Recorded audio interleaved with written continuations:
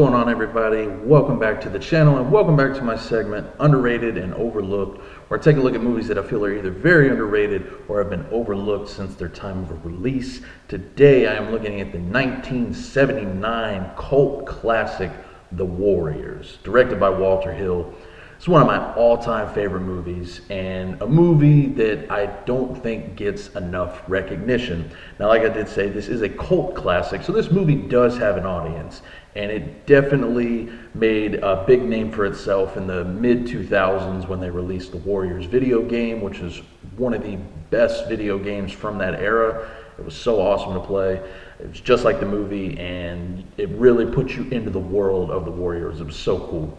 But with this movie, it was a kind of a big deal at the time.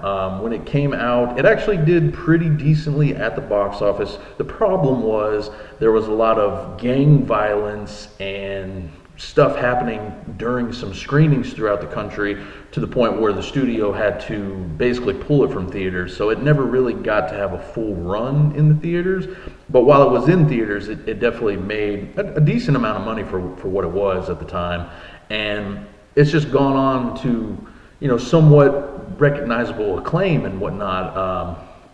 But it's a movie that I think is just not brought up enough when it comes to people talking about, movies from that era and just really solid, like, action kind of crime thriller movies. Like, this movie kind of hits a lot of different genres, and it hits them all so well. The cast here is a really fun cast. I will say the acting in the movie is not the greatest I've ever seen. It's a little cheesy at times, but it's that late 70s, 80s kind of cheesiness that you really like in a movie from that time period. And the director Walter Hill does an amazing job with this movie. He just gets so much out of it for it to only be, barely an hour and a half.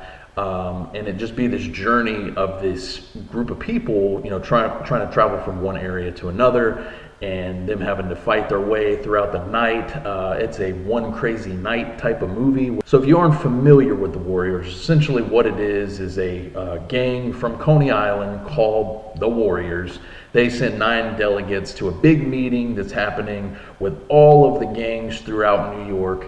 And they're coming together. There's a truce, so nobody's going to be wrecking anybody. Nobody's going to be getting any fights or anything like that. They're all coming together to kind of band as one to go up against the police and the city and all that kind of stuff.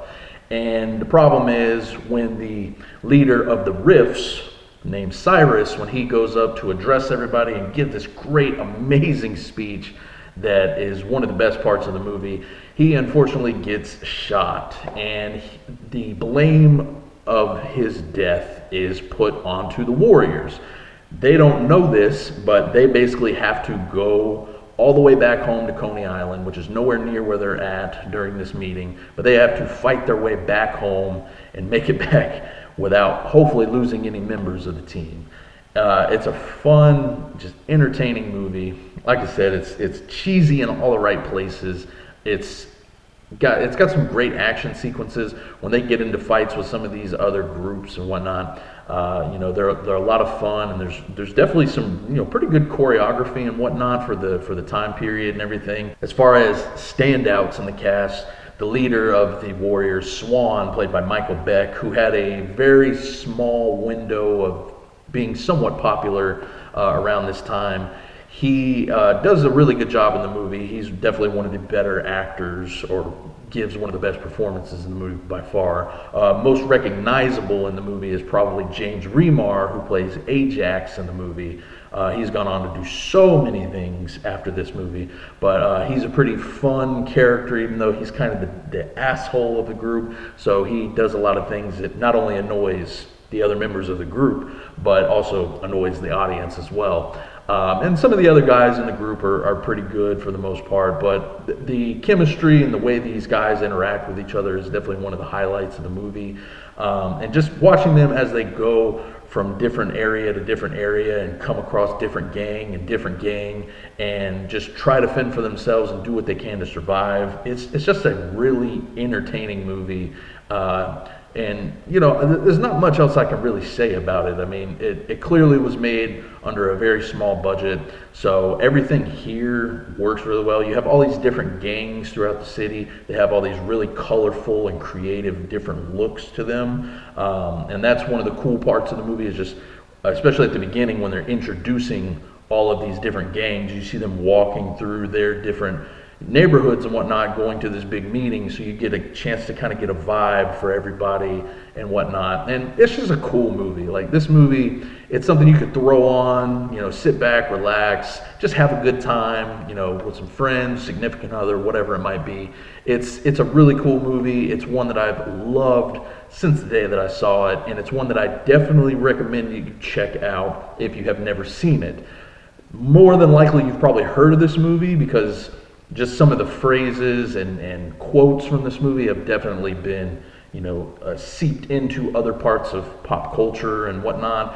You know, "Can You Dig It" from Cyrus with his big speech is an all-time favorite of mine. And then obviously Warriors come out and play, huge line. They say it at all the Warriors, Golden State Warriors games. They have a chant that's similar to that. So, you know, a lot of people know this movie, but again, I feel like it doesn't get brought up enough, and that, you know, that's the epitome of a cult classic. It's a movie that is underrated. It is a movie that was overlooked at the time when it came out, and this is one that should not be underrated. This should be up in the upper echelon of cheesy 80s, late 70s movies, you know, that are similar to this, that are grimy and gritty. This movie needs more recognition, and that's why I wanted to do an episode on it today. So, like I said, full recommendation from me. Definitely check this movie out if you've never had the opportunity to. If you have had the opportunity to see The Warriors, please let me know what you thought about it in the comments below. Be sure to subscribe to the channel for more reviews, rankings, and this segment, Underrated and Overlooked.